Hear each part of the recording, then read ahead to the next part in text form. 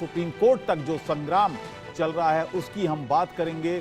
सवाल 24 लाख छात्रों के भविष्य का है, सवाल नीट में धांधली पर है और इन सवालों की गूंज देश की संसद में भी सुनाई दे रही है। संसद के मानसून सत्र के पहले ही दिन लोकसभा में नेता प्रतिपक्ष राहुल गांधी ने नीट को लेकर सवाल पूछे और देश की एग्जामिनेशन सिस्टम को सवालों के कटघरे में खड़ा कर दिया, जिस पर केंद्रीय शिक्षा मंत्री धर्मेंद्र प्रधान ने फौरन जवाब भी दिया।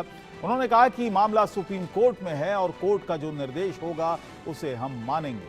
और इन सबके बीच देश की सबसे बड़ी अदालत में नीट पेपर लीक को लेकर सुनवाई जारी है। इस दौरान चीफ जस्टिस डीवाई चंद्रचूड़ ने पूछा कि सेंटर वाइज और सिटी वाइज रिजल्ट एनालिसिस से क्या पता चला, जिस पर याचिकाकर्ताओं के वकील की ओर से कहा गया कि एनटीए ने रिजल्ट जारी कर दिए हैं, उन्होंने ऑल इंडिया रैंक नहीं दी है। याचिकाकर्ताओं के वकील ने नीट पेपर लीक मामले में सिस्टम के फेल होने की बात कही, जिस पर एनटीए ने कहा कि सिस्टम फेल नहीं हुआ। सुप्रीम कोर्ट ने दोनों ओर से दलीलें रखी गई हैं। सुप्रीम कोर्ट में पेपर लीक के आरोपियों संजीव मुखिया का भी जिक्र सुप्रीम कोर्ट में हुआ, जिसके बाद सुप्रीम कोर्ट ने दोबारा परीक्षा के तर्क में रिटन सबमिशन दाखिल करने के लिए कहा है। साथ ही मामले के लिए आईआईटी दिल्ली को कमेटी बनाने के लिए आदेश दिए हैं। लेकिन सवाल है कि आखिर नीट का मसला कब सुलझेगा और नीट पर बवाल और सवाल कब तक होंगे। आज इसी मुद्दे पर चर्चा करेंगे। कई खास मेहमान हमारे साथ जुड़ेंगे, लेकिन इससे पहले एक रिपोर्ट आपको दिखाते हैं।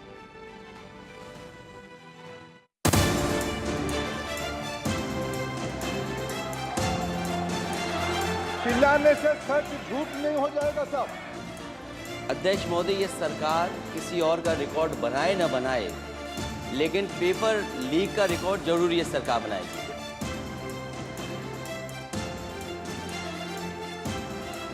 नीट में धांधली के सवाल पर संसद में बड़ा बवाल हुआ। सवाल नेता प्रतिपक्ष राहुल गांधी ने उठाए, सवाल एग्जामिनेशन सेंटर पर खड़े किए गए। पेपर लीक को लेकर सरकार से तीखे सवाल किए गए, जिस पर केंद्रीय शिक्षा मंत्री धर्मेंद्र प्रधान ने फौरन जवाब भी दिया। It's obvious to the whole country that there is a very serious problem in our examination system. This is not just a question of NEET, it is in all the major examinations. Now, the minister has blamed everybody except himself, right? I don't even think he understands the fundamentals of what is going on here. चिल्लाने से सच झूठ नहीं हो जाएगा साहब। ये जो कहा गया देश की अभी की एग्जामिनेशन सिस्टम रबिश है सर, इससे दुर्भाग्यजनक बयान देश की नेता प्रतिपक्ष का कुछ नहीं हो सकता है सर। मैं कठोर शब्द से उसको निंदा करता हूँ। इसके साथ ही शिक्षा मंत्री धर्मेंद्र प्रधान ने 2010 में शिक्षा सुधार को लेकर लाए गए 3 बिल को लेकर भी राहुल गांधी को सवालों के कटघरे में खड़ा किया। 2010 में 3 बिल आया था सर शिक्षा सुधार के लिए। उन्हीं की पार्टी के नेता आदरणीय कपिल सिब्बल साहब 3 बिल लाए थे। उसमें से एक बिल था एजुकेशन, उसमें एक बिल था prohibition of unfair practice bill 2010, जिसके उद्देश्य एजुकेशन इंस्टीट्यूशन में माल प्रैक्टिस को बंद करना। सर, मेरे सरकार की हिम्मत है, अभी हमने पब्लिक एग्जामिनेशन की रेगुलरिटीज में बिल लाए, कानून बनाए। क्या मजबूरी था कांग्रेस पार्टी की, क्या मजबूरी था नेता प्रतिपक्ष की? उन्होंने उस बिल को उल्टा किया, किसके दबाव में उल्टा किया? क्या निजी मेडिकल कॉलेज की दबाव में, उनकी घूसखोरी की दबाव में उन्होंने उस बिल को उल्टा किया था? सच सुनने की सामने ही है। धर्मेंद्र प्रधान ने राहुल के हमले का चुन चुन कर जवाब दिया और नीट मामले पर 2 टूक कह दिया। मामला सुप्रीम कोर्ट में है, जिस पर राहुल गांधी ने एक बार फिर पूछा कि नीट में गड़बड़ी पर सरकार क्या कर रही है। मंत्री जी को रिस्पांस देना चाहिए। मंत्री जी ने सुप्रीम कोर्ट की बात करी, प्रधानमंत्री की बात करी, मगर मंत्री जी को शायद ये बातें समझ नहीं आ रही हैं और वो ये नहीं बता पा रहे हैं कि वो इसके बारे में क्या कर रहे हैं। नीट में धांधली को लेकर मचे हंगामे के बीच देश की सबसे बड़ी अदालत में सुनवाई हुई, जहां याचिकाकर्ताओं के वकील ने परीक्षा रद्द करने की मांग कर दलीलें पेश की, तो एनटीए ने कहा कि सिस्टम का कोई फेल्योर नहीं है।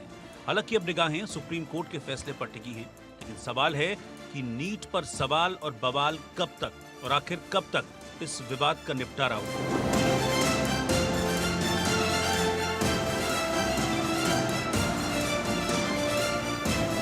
Bureau report, India news.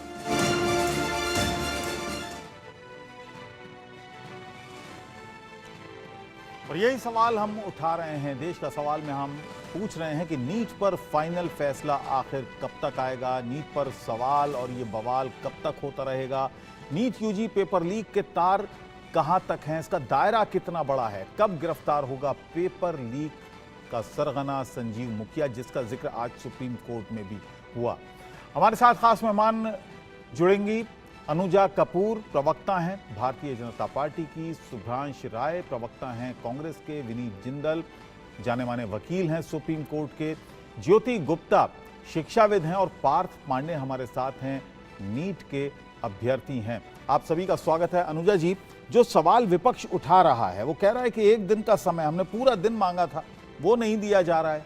शिक्षा मंत्री जवाब नहीं दे रहे हैं, स्पेसिफिक जवाब नहीं मिल रहा है विपक्ष को। ये तमाम मुद्दे उठाए हैं विपक्ष ने, राहुल गांधी ने भी आज पूछा और अखिलेश यादव ने भी आज यही बात कही। जय श्री राम और आप सभी को सावन के पहले सोमवार की बहुत बहुत बधाई और शुभकामनाएं।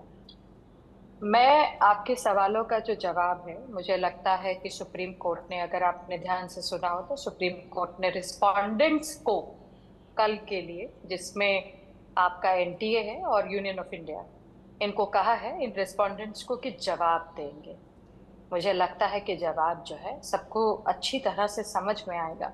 ये बहुत दुर्भाग्य हुआ उन सब बच्चों के साथ कि जो ये पेपर जिस तरीके से लीक हुआ। पर मैं ये भी कहना चाहूंगी कि जो लीक का पेपर है ये सिर्फ आज और अभी नहीं हुआ। राजस्थान में लीक के पेपर अशोक गहलोत के टाइम पर बहुत बार हुए हैं जी। और उनके वहां पर सिर्फ जो लीक के पेपर की बात होती रही तो वहां पे सचिन पायलट ने कितनी बार इसके बारे में बात करी। अनुजा जी, आपका फ्रेम हमें ठीक से नहीं मिल पा रहा है, आपका फ्रेम हमें ठीक से नहीं मिल पा रहा है। मैं आऊंगा, शुभ्रांश की एक राय ले लेते हैं। शुभ्रांश जी, शिक्षा मंत्री बयान दे रहे हैं कि मामला सुप्रीम कोर्ट में है और जो सुप्रीम कोर्ट फैसला देगा उस पर हम भी सहमत होंगे और पूरा देश सहमत होगा, और उम्मीद करते हैं कि सुप्रीम कोर्ट इन 24 लाख जो अभ्यर्थी अपीयर हुए, जिनमें से पास हुए 13 लाख के करीब, उनके हितों को देखते हुए ही कोई फैसला सुप्रीम कोर्ट देगा। सभी ये उम्मीद कर रहे हैं। ऐसे में पार्लियामेंट के अंदर सिर्फ हंगामा करने के लिए, राजनीति करने के लिए कांग्रेस पार्टी या विपक्ष ऐसा कर रहा है, ऐसी राय बनाने की कोशिश बीजेपी की तरफ से है, सरकार की तरफ से है। मान्यवर, ऐसा है कि अगर आपका कोई बेटा बेटी या आपका भाई नीट का एग्जाम दिया होता तो इस दर्द को आप महसूस कर सकते हैं। धर्मेंद्र प्रधान के परिवार का बेटा बेटी तो किसी ने एग्जाम दिया नहीं। आपके किसी परिवार के व्यक्ति ने दिया है? मान्यवर बोल लो, अब आपने सवाल रेज किया, सुनिए तो सही। जिन 24 लाख अभ्यर्थियों ने इस एग्जाम को दिया है और आपराधिक तरीके से जो नकल करने का प्रयोजन हुआ, चाहे वो भारतीय जनता पार्टी नरेंद्र मोदी की सरकार बिहार में हो, चाहे भारतीय जनता पार्टी नरेंद्र मोदी की सरकार गुजरात में, ये ही दोनों मुख्य केंद्र थे। अब सवाल ये पैदा होता है, जांच की भी एक दायरा होता है, जांच की भी एक सीमा होती है। जो बच्चे पढ़ के 2-2 साल 3-3 साल कोटा में अपना वक्त बिता रहे हैं सिर्फ इस उम्मीद के साथ कि एक मात्र ऐसा एग्जाम और परीक्षा है जिससे हम अपने परिवार का और यहां तक कि देश के स्वास्थ्य को भी सुधार सकते हैं, अगर उसमें भी एक देश एक शिक्षा पद्धति के नाम पर इतना बड़ा घोटाला हो रहा है तो धर्मेंद्र प्रधान को सबसे पहले इस्तीफा देना चाहिए। एक बात।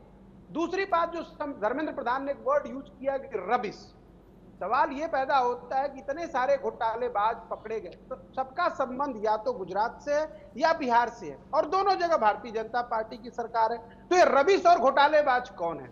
तीसरी इंपॉर्टेंट बात, ये जो 24 लाख बच्चे हैं, आपने अगर नोट किया, हर दिन जब से ये घोटाला हुआ है कोई ना कोई व्यक्ति संस्थान कहीं ना कहीं धरना प्रदर्शन कर रहा है। अगर लखनऊ में कर रहा है तो नरेंद्र मोदी की सरकार वहां भी लठ चला रही है और दिल्ली में कर रहा है तो वहां भी चलाएगी। तो क्या ये विपक्ष के लोग जो चुनकर पार्लियामेंट में गए हैं, क्या ये उस सरकारी कैंटीन में बैठ खाना खाने गए हैं? अगर ये देश के युवाओं की और होने वाले भविष्य की आवाज नहीं उठा सकते तो उनकी वहां जगह क्या है? और अगर सरकार, आपने मेरी बात का जवाब नहीं दिया।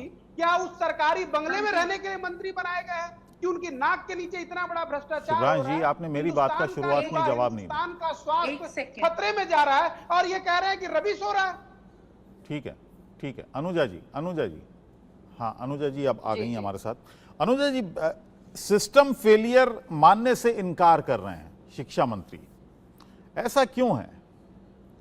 सिस्टम का फेलियर ही हुआ, अगर पेपर लीक हुआ है तो ये तो सिस्टम का फेलियर माना जाएगा ना। क्या मेरे भाई जो यहाँ पर बैठे हैं कांग्रेस के, क्या वो मानते हैं कि सिस्टम फेलियर उनके टाइम पर भी रहा?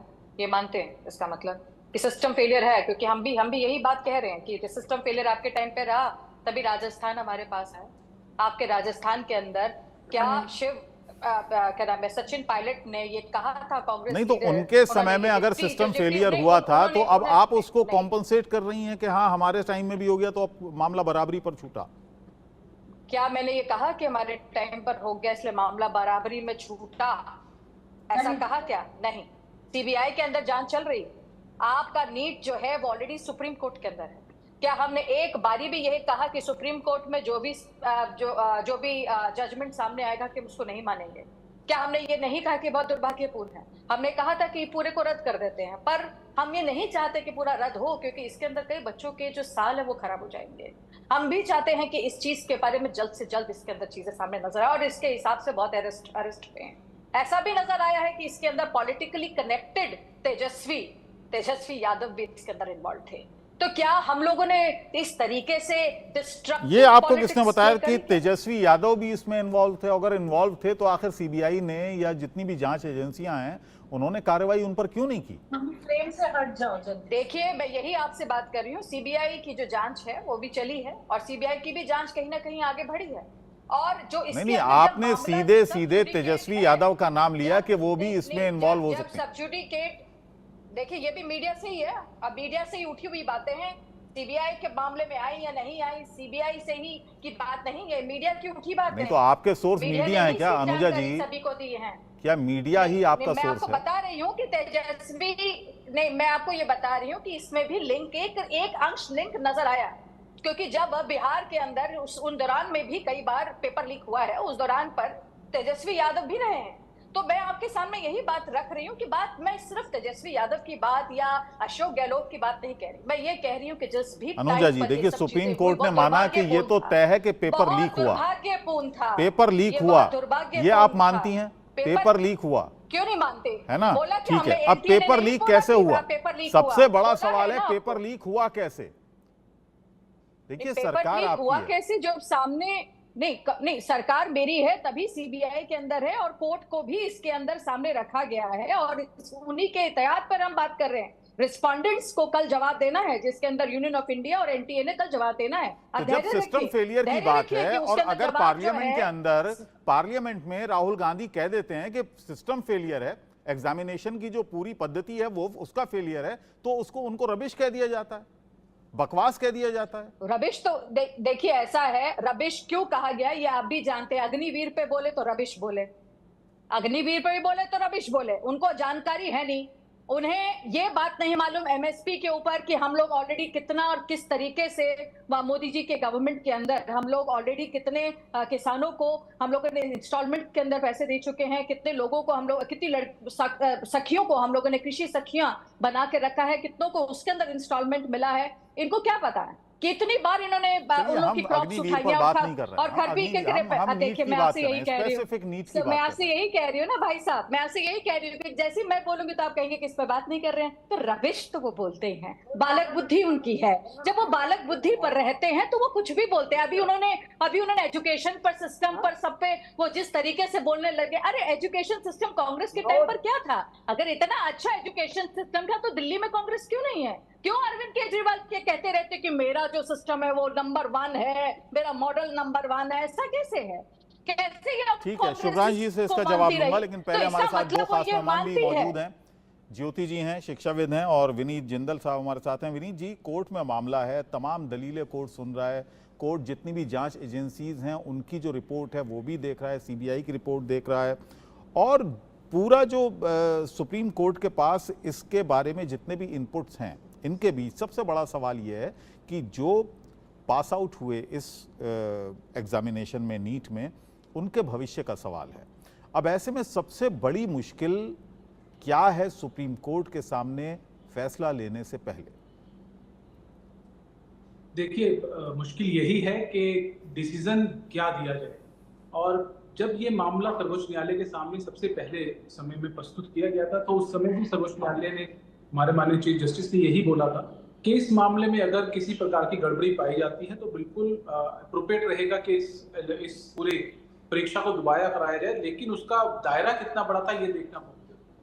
जिसको लेकर एनटीए से जवाब मांगा गया, केंद्र सरकार से जवाब मांगा गया और सीबीआई की जांच चल रही है। अब सीबीआई की जांच जो है वो बहुत इंपॉर्टेंट है इस पूरे मामले में। जब सीबीआई, क्योंकि बहुत शॉर्ट पीरियड के अंदर बहुत जल्दी कार्रवाई की गई है, और इस बात को हमें अप्रिशिएट करना चाहिए कि जिस तरह से कार्रवाई की जा रही है, बिल्कुल मुझे लगता है कि बहुत जल्दी और बहुत अच्छे तरीके से कार्रवाई की जा रही है इस पूरे मामले में। अब सर्वोच्च न्यायालय भी बहुत छोटी डेट्स में इसकी सुनवाई कर रहा है, तो लगातार प्रेशर जो है, चाहे वो इन्वेस्टिगेशन एजेंसी हो, सीबीआई हो, या केंद्र सरकार हो, या एनटीए हो, उन सबके ऊपर है कि हमें एप्रोप्रिएट जवाब जल्द से जल्द सर्वोच्च न्यायालय के समक्ष देना है। लेकिन कठिनाई वही है कि जब तक ये बात डिटरमिन नहीं होती कि इस पूरे पेपर लीक का दायरा कितना सबसे बड़ा दायरा की आप बात कर रहे हैं, लेकिन मसला दायरे का है कि किसी भी एजेंसी के पास ऐसा कोई इंच टेप नहीं है कि वो दायरा नापे। ना एनटीए के पास है, ना सीबीआई के पास है, किसी के पास नहीं है। कैसे पता लगेगा? मैं उसी के ऊपर आ रहा हूँ कि अब दायरे की जांच, दायरे का जो पता लगाने का जो प्रोसेस है, वो आज भी आपको सर्वोच्च न्यायालय ने जिस तरह से बोला, आज उससे भी आपको पता चलेगा। और जो पेटिशनर्स हैं वो लोग भी अलग अलग तरीके से, पहले भी जो एक आईआईटी के प्रोफेसर हैं, आईआईटी के जांच के अंतर्गत उसको जो डाटा है वो सबमिट किया गया है, और इस तरह से जो पेटिशनर्स हैं वो भी अपनी तरफ से डाटा इकट्ठा कर रहे हैं, और डाटा इकट्ठा करके किस तरीके से कितने बच्चों को कितने सेंटर पे किस तरह से मार्क्स दिए गए। आप देखिए, सर्वोच्च न्यायालय ने जो डायरेक्शन दिया था मार्क्स को पब्लिक करने का, उसका पर्पस यही था कि ये पब्लिक डोमेन में आए, और जो भी यह व्यक्ति सोचता है कि मुझे किसी भी तरीके से इस मामले में, इस जांच में कोई हेल्प मिल सकती है, तो वो करे। और इस चीज के ऊपर बहुत सारी एजेंसीज, बहुत सारे इंडिविजुअल लोग, बहुत सारे पेटिशनर जो हैं, सभी लोग लगे हुए हैं, और मुझे नहीं लगता कि इसमें बहुत ज्यादा कोई कठिनाई होने वाली है। और जल्दी इसका निर्णय भी आपके सामने होगा कि ये मामला कितना बड़ा और कितने बड़े स्केल पे था और कितने छोटे स्केल पे था। इस बात का भी बहुत जल्दी आपके सामने इसका जो निष्कर्ष है वो जल्दी आएगा। चलिए ज्योति जी, जो जितने भी एस्पिरेंट्स हैं जिन्होंने नीट परीक्षा दी, पास हुए और अपनी ईमानदारी से, अपनी मेहनत से पास हुए, अगर हम उनको हटा भी दें जिन्होंने भी गलत तरीके का इस्तेमाल किया, उन बच्चों की स्थिति, मानसिक स्थिति क्या इस समय होगी? किस तरह के दौर से वो गुजर रहे हैं? डरे हुए हैं जी, बच्चे इस वक्त डरे हुए हैं, उनको लग रहा है कि कुछ भी हो सकता है, और इसमें हार्डवर्क तो होता ही है। देखिए, जितने बच्चे यहाँ पे नीट का इम्तिहान देते हैं, ज्यादातर बच्चे ऐसे होते हैं जिन्होंने 2 साल तक मेहनत करनी होती है, और कुछ बच्चे तो ऐसे होते हैं जिन्होंने ड्रॉप ईयर्स भी लिए होते हैं, 1 साल 2 साल, उसके बाद इम्तिहान दे रहे होते हैं। तो बच्चों की 2 साल से लेके 4-5 साल की तपस्या होती है ये, जिसमें कि वो इम्तिहान देते हैं। तो ये सिर्फ एक उनका हार्डवर्क ही नहीं है, मेहनत ही नहीं है, उनकी किस्मत की भी बात होती है कि कौन से बच्चे का सिलेक्शन होता है, कौन से का नहीं होता। तो एक दफा जिनका सिलेक्शन हो गया है वो बहुत डरे और घबराए हुए हैं, क्योंकि वो जाहिर है कि दोबारा से इम्तिहान नहीं देना चाहते, और वो ये चाहते हैं कि अगर हमें हमारी मेहनत का फल मिला है तो हमें दोबारा से उस चीज़ को ना देना पड़े, और कहीं ऐसा ना हो कि हम दोबारा इम्तिहान दें और फिर पास ना हो पाए, या हमारा नंबर ना आ पाए और हमें कोई गवर्नमेंट कॉलेज ना दिया जा सके। इसके साथ साथ मैं ये कहूँगी कि दूसरी तरफ जो बच्चे डिजर्विंग नहीं हैं और उनका रिजल्ट अगर किसी तरीके से आ गया है, तो हमें ये सोचना चाहिए कि हम यहाँ पे डॉक्टर्स की बात कर रहे हैं, जिसमें कि जो कि आगे जाके लोगों का इलाज करेंगे, जिंदगी मौत उनके हाथ में होने वाली है।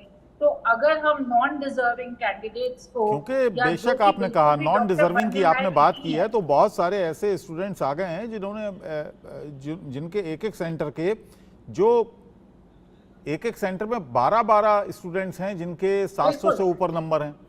एक स्टूडेंट है, छात्रा है, वो बच्चे। 12th में फेल है और उसके जी। 705 अंक हैं। और उन्हीं से हम इलाज कराएंगे आगे जाके। तो ये जो है बहुत बड़ा सवाल है।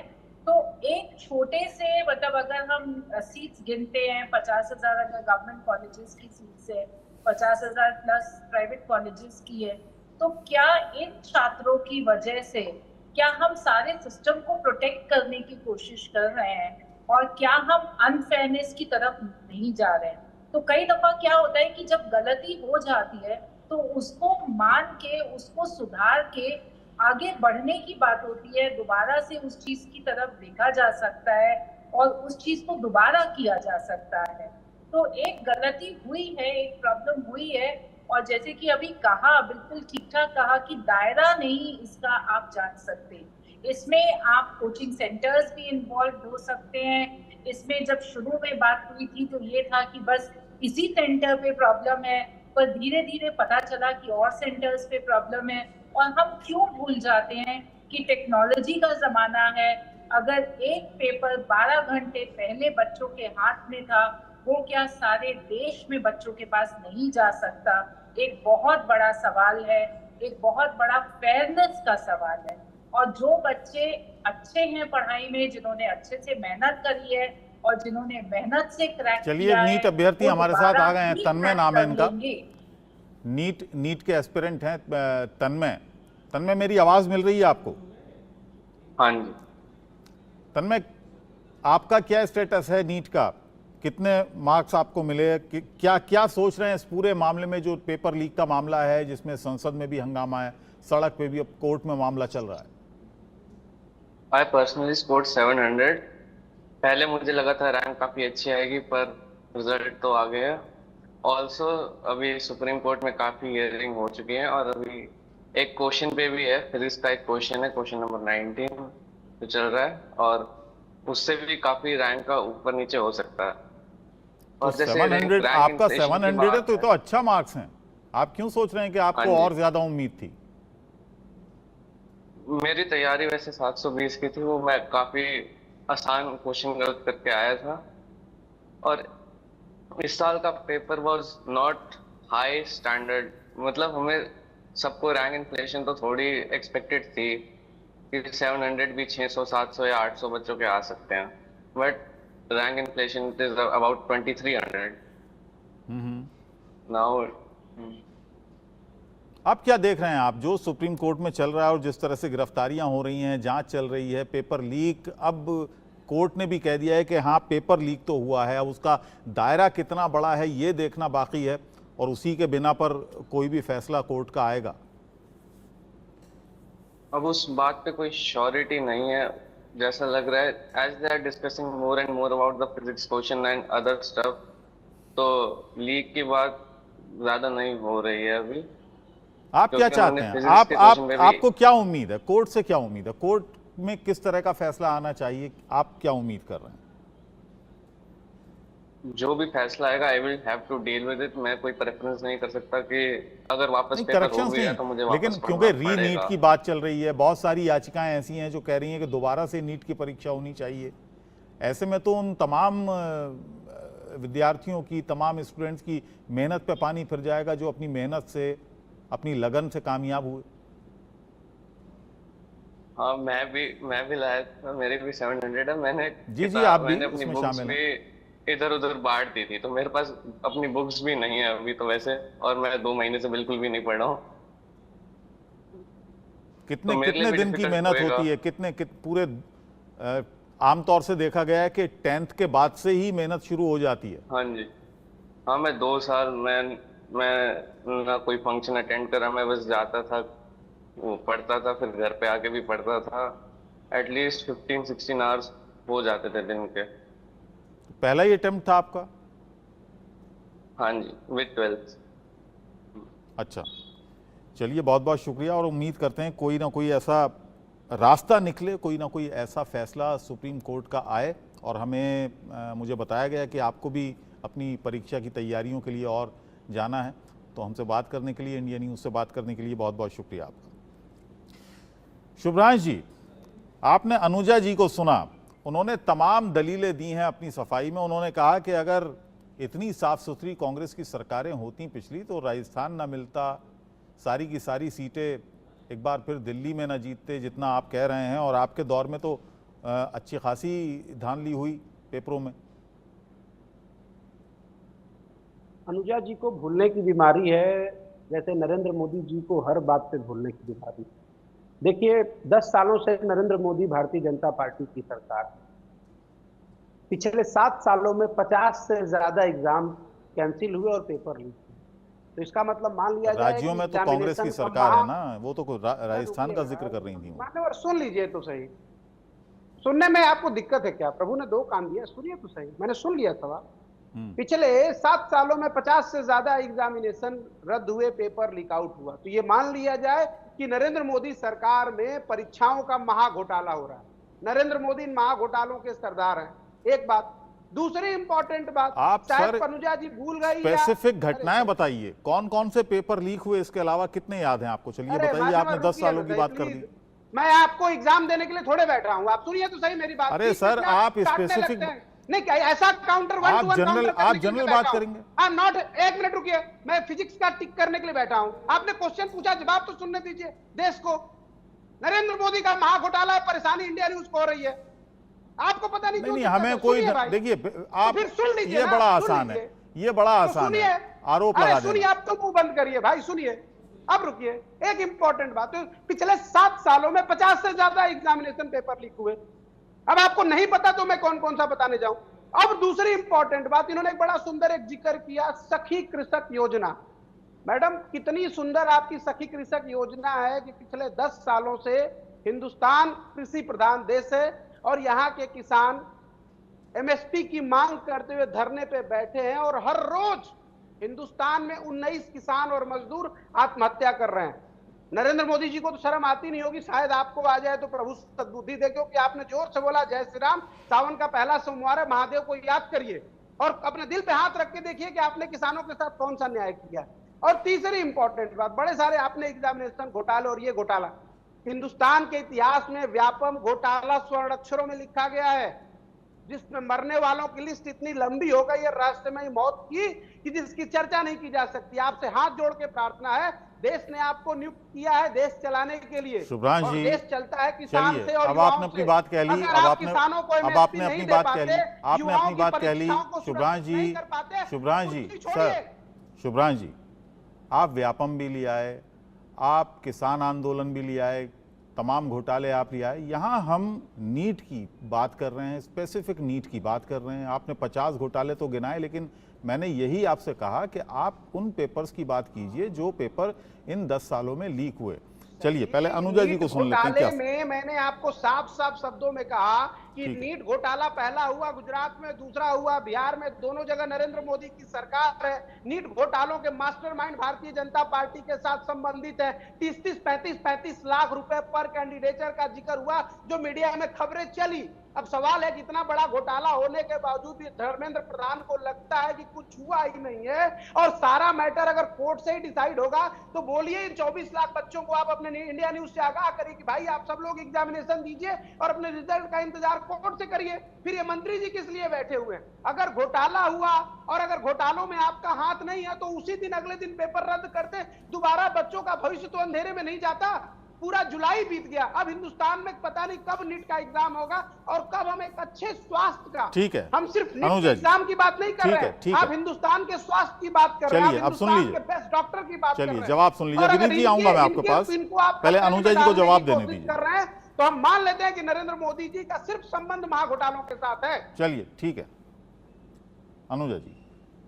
अगर जी अबुल जी, अगर मैं इनकी फेहरिस्त गिरा दूं कांग्रेस की तो ये खुद बेहोश होकर गिर जाएंगे। गिनाइए। क्योंकि आप इसीलिए कांग्रेस इनकी कांग्रेस की जो सरकार है, जो इतने टाइम से जो 2G 3G इनकी जो सारी CWC, हम नीट की बात कर रहे हैं ना। देखिए मैंने उनको भी रोक दिया, उन्होंने व्यापम पे बोला, मैंने रोक दिया। मैं बात शुरू कर दूं तो मैं नीट की बात कर रहा हूँ, पेपर लीक की बात। मैं रिक्रूटमेंट ऑफ गवर्नमेंट जॉब से रिलेटेड नरेंद्र मोदी का है। शुभ्रांश जी अब उनको सुन लीजिए, शुभ्रांश जी सुन लीजिए पहले अनुजा जी को। अरे भाई सुन ही रहा हूं। रिक्रूटमेंट अब मैं बोल रही हूँ तो सुनेंगे नहीं। रिक्रूटमेंट ऑफ गवर्नमेंट जॉब से रिलेटेड आपके यहाँ पर हुआ, history of paper leak entrance exam, SOG का राजस्थान पुलिस का इन्वेस्टिगेशन हुआ जिसमें 12 केस आपके 2011 से 2018 तक पहुंचे। अब आप मुझे बताइए, अशोक गहलोत की सरकार कब से कब तक थी? 2008 से 2013 कितने केसेस आपके सामने हैं? 12 केस सर आपके, जिसमें आपने रीट के भी, आपके तेलंगाना के, आपके भाई लोगों के, आपके यूपी में जो आपके ये पहले आपके अखिलेश यादव जी रह चुके हैं, उनके साथ जो आपकी साठगांठ है, उनका यूपीपीएससी का, उनका आपका साठगांठ उनके साथ है, उनके भी पेपर अनुजा जी, अगर न जानकारी हो अनुजा जी तो पढ़ कर आया करो। नरेंद्र मोदी जी अनुजा जी, शिवराज जी, ठीक है, आप ये चर्चा में जारी रखूंगा। एक मेरे पास एक बयान आया है, एक मेरे पास एक बयान है। शिवराज जी एक मिनट सर, मेरे पास एक बयान आया है, मशहूर शिक्षाविद हैं विकास दिव्यकृति, उन्होंने नीट परीक्षा को लेकर, इस पूरे मामले को लेकर क्या कुछ कहा है वो सुन लेते हैं, उसके बाद फिर इस चर्चा को आगे बढ़ाएंगे।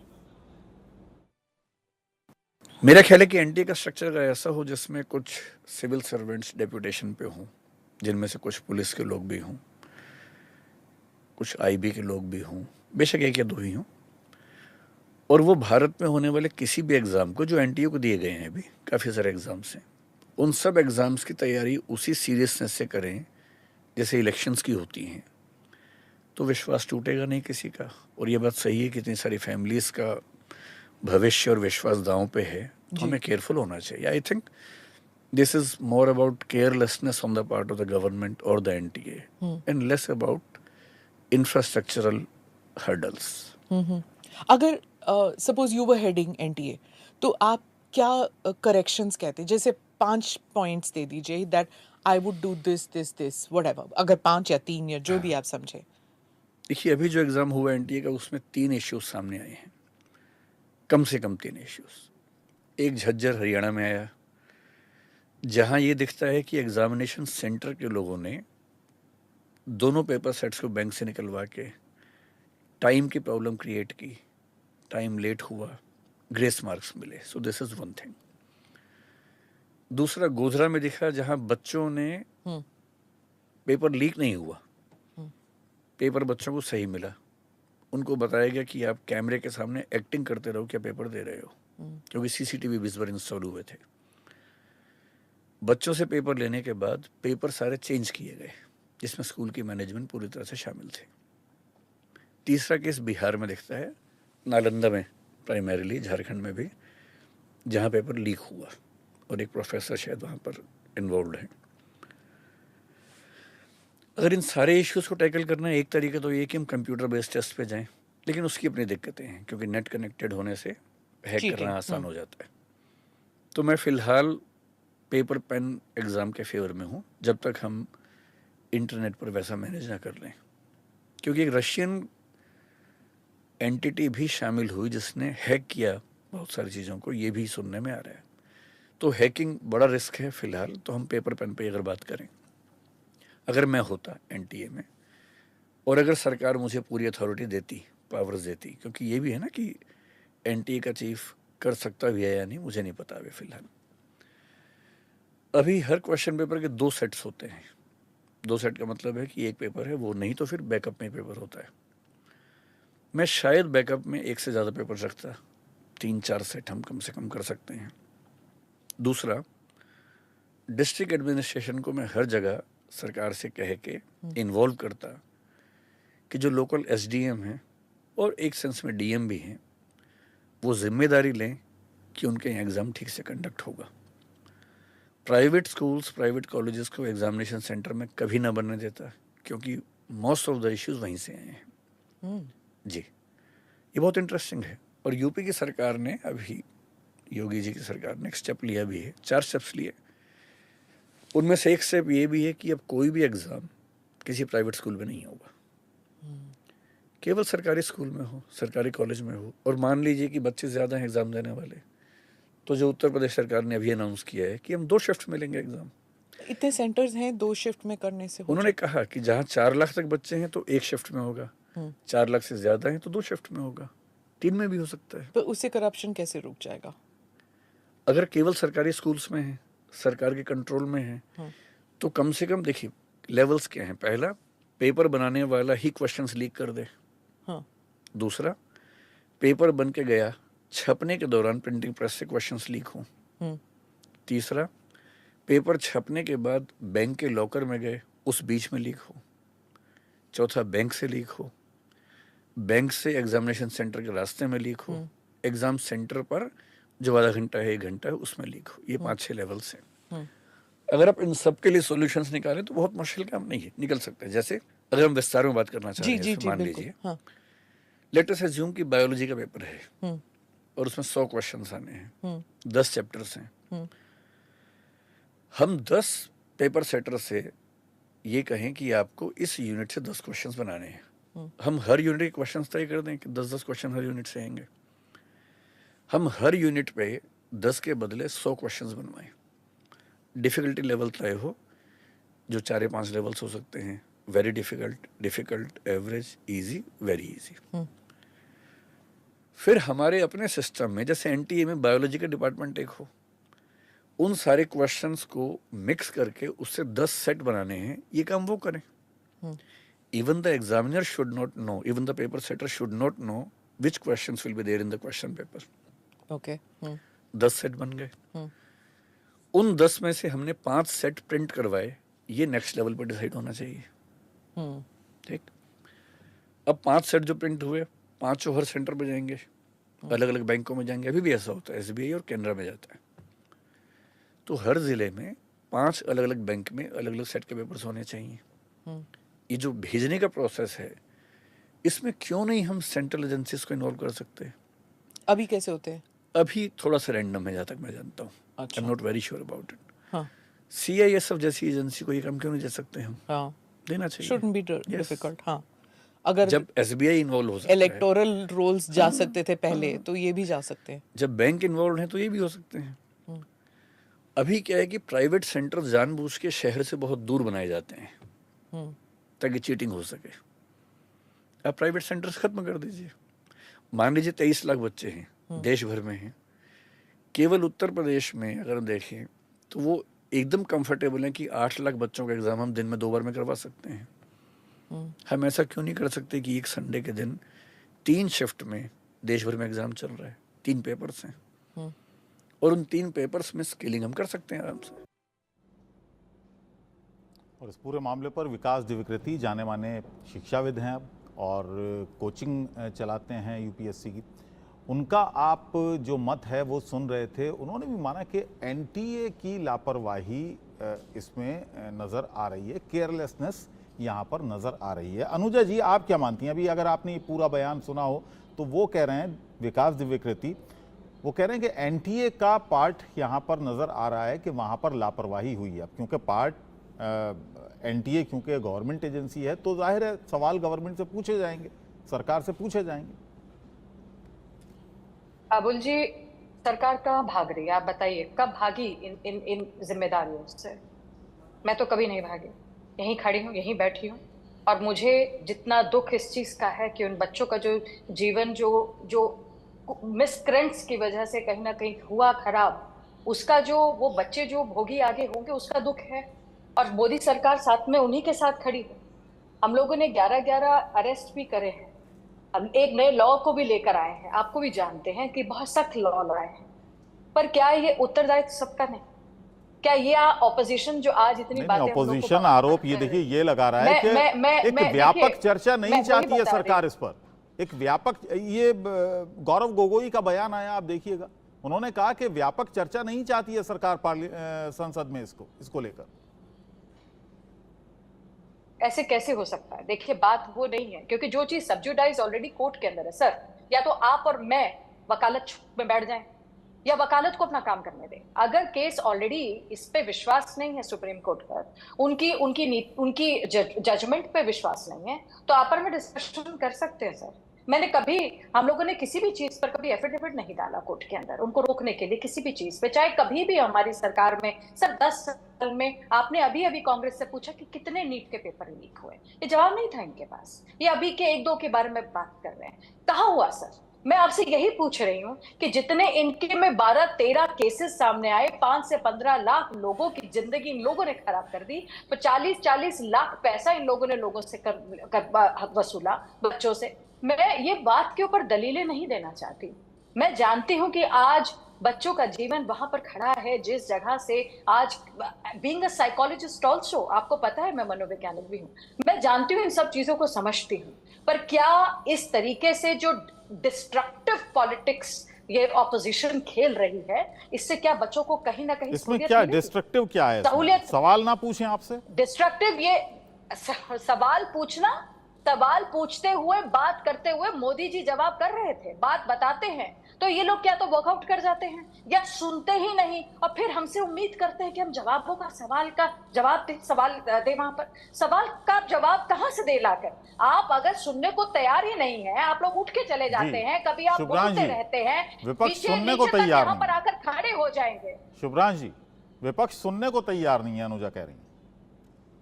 हाँ, मैं मैडम मनोवैज्ञानिक जी आपको कहना चाहूंगा, क्या ये इत्तेफाक नहीं है कि पेपर लीक के मास्टरमाइंडों का संबंध हरियाणा, बिहार और गुजरात से है, और तीनों जगह भारतीय जनता पार्टी की सरकार है। आपके पास तो इतना मिनी माइक्रो सिस्टम है, आप पन्ना प्रमुख तक की व्यवस्था रखते हो। क्या ये इत्तेफाक नहीं है? बताइए। और सवाल ये पैदा होता है कि गाजे बाजे के साथ डंका तो आप ही पीटते हो। एक तो ना आपकी मुझे कोई बात समझ में आ नहीं रही है सर, क्योंकि आपका माइक ठीक नहीं है। एक देश और एक एग्जामिनेशन पद्धति, अनुजा सुन लीजिए प्लीज, एक देश और एक एग्जामिनेशन पद्धति। सर आपकी आवाज ही नहीं आ रही है जिस एनटीए को आपने 300 करोड़ रुपए का सालाना बजट दिया था रख रखाव का, उस एनटीए के पास अपना एक प्रिंटिंग प्रेस नहीं है। इससे बड़ा और घोटाला कुछ हो सकता है? मतलब अनुजा जी, बातों के गोल गोल में मत घुमाइए। आप हाथ जोड़कर देश की जनता से और देश के युवाओं से माफी मांगिए कि हे मेडिकल की तैयारी करने वाले छात्रों, और मैं उनके गार्जियनों से माफी मांगती हूं कि नीट घोटाला का संबंध नरेंद्र मोदी सरकार और भारतीय जनता पार्टी से, और इसलिए हम लाचार हैं, इसलिए अभी तक हम परीक्षा रद्द नहीं कर पाए हैं, क्योंकि एग्जामिनेशन के अंदर जो बिहार, हरियाणा, उनका कहना है कि क्योंकि मामला सब जुडिस है, कोर्ट में है, इसमें सरकार अभी कैसे निर्णय लेगी? शुभ्रांश जी, इस बात को भी समझिए, क्योंकि मामला सुप्रीम कोर्ट में है, सुनवाई चल रही है। अरे मान्यवर सुन तो दीजिए, मैं यही तो आपसे कहने की कोशिश कर रहा हूं कि नरेंद्र मोदी सरकार की एक यूएसपी है। नरेंद्र मोदी सरकार में जहां सरकार के लोगों का, मंत्रियों का, अधिकारियों का हाथ जो है वो भ्रष्टाचार में लिप्त रहता है, वहां वो कहते हैं कोर्ट में मामला है। सवाल यह है कि अगर कोर्ट के फैसले में हिंदुस्तान में लाखों की संख्या में केसेस कोर्ट में पेंडिंग है, क्या कोई भी, अनुजा जी, आप या मैं, किसी उन बच्चों की आंखों में आंखें डालकर जवाब दे पाएंगे जिनको पता ही नहीं किस साल उनके क्लासेस शुरू होंगे कि नहीं होंगे? जिस हिंदुस्तान की दवाई पे, जिस हिंदुस्तान के मेडिकल सिस्टम पे पूरी दुनिया नाच करती थी, पूरी दुनिया के लोग यहाँ इलाज कराने आते थे, उसको नरेंद्र मोदी ने अंधेरे की दुकान बना दिया। मैं उसके बाद जल्दी से जाऊंगा, विनीत जी के पास जाऊंगा। अनुजा जी जल्दी से अपना जवाब देती। अबुल जी, मुझे लगता है कि कहीं ना कहीं इनको एक डिल्यूजन है, इन्हें खुद नहीं मालूम है कि इन्हें क्या सवाल पूछना चाहिए और क्या इनको जवाब मिलना चाहिए, जो खुद कांग्रेस खुद एक अरे मैडम, आप अपनी बात करो ना। नरेंद्र मोदी जी बादलों में रडार जिसकी फेरिस्त लिस्ट बनी हुई है, आज वो यहाँ बैठकर मुझे तो सीख ना दे, मुझे यहाँ पर सीख ना दे, इसीलिए आपको अपोजिशन में आपके सामने 2024 के इलेक्शन में दिल्ली में आपका सफाया है सर, राजस्थान आपके हाथ में है नहीं, छत्तीसगढ़ आपके हाथ में है नहीं, 99 पर आप खड़े, आप उछाले क्यों मार रहे हो? आप उछाले क्यों मार रहे हैं सर? आप उछाले क्यों मार रहे हैं सर? कहाँ पर हैं आप? अच्छा ठीक है, क्यों सर, किस लिए? ये पार्लियामेंट को चलने की सड़क को ना चलने देने का जो टैक्स पे आपको बहुमत दिया किसानों की आत्महत्या कर रहे हैं, उसको बर्बाद कर रहे हैं सर। अनुजा जी, चुनाव क्या सिर्फ इस बात का पैमाना है? एक मिनट, शुभ्रांश जी, ठीक है,